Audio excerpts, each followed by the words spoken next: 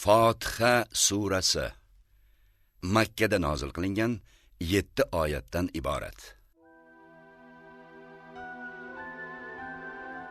Suraning 10 ga yaqin nomlari bo'lib, ulardan eng mashhuri Fotiha, ya'ni ochuvchi.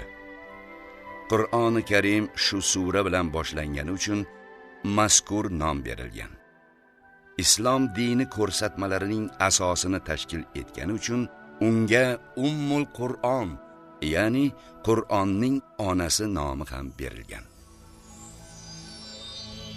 Mehribon va rahimli Alloh nomi ila.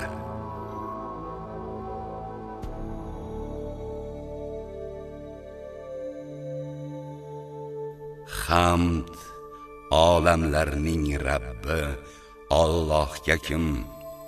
U mehribon, rahimli va jazo va mukofot kunining egasidir. Sengagina ibodat qilamiz va sendangina yordam so'raymiz.